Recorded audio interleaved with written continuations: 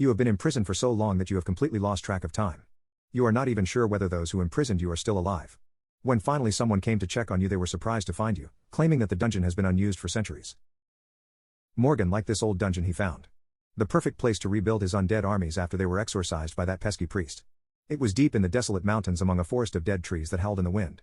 Unused and abandoned for centuries, unmarked on the map he had, his adversaries would not find him here. A single faded rune remained of what was once a summoning circle in the depths of this dungeon. As if Morgan's lucky discovery also came with a cherry on top of a cake. And a thick layer of cream in the form of bones of unknown origin. With a few bottles of magic ink still secured on his belt, Morgan began painting a new circle to raise the dead. Satisfied with his preparations, the necromancer began chanting only to see. A hand rose from the middle of his magic circle. Eyes emerged from the swirling darkness. You? Did you call upon me? That wasn't quite what Morgan was going for, considering the hand had flesh. His raise undead spell might not have worked, but he could try to work with whatever he had called upon.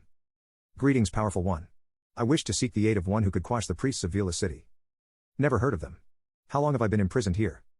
I'm sorry to say I don't know, Great One. Morgan chose his words carefully. This dungeon has been unused for centuries. Tell me about yourself and those who sealed you here. Perhaps I could deduce the truth for you. Ha! You would make a fine servant. You speak with the great old Dimosin of Dinos. I am the god of nightmares.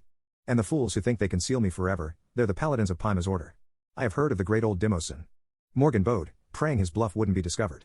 Lonely old gods bereft of worshippers and lowly scum to smite could do with a little butt kissing. And reassurances. But I have no encounters with this Paima's order that you speak of. Maybe, my great one, they have been wiped out. Wonderful news. Then there is nobody to stop me this time.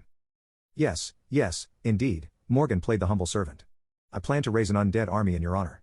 Would you grant me that power? Granted. Rise forth and conquer. And beat those priests of Velas. An enemy of my servant is an enemy of mine. The necromancer was pleased, watching the bones trembled and shook to form massive abominations.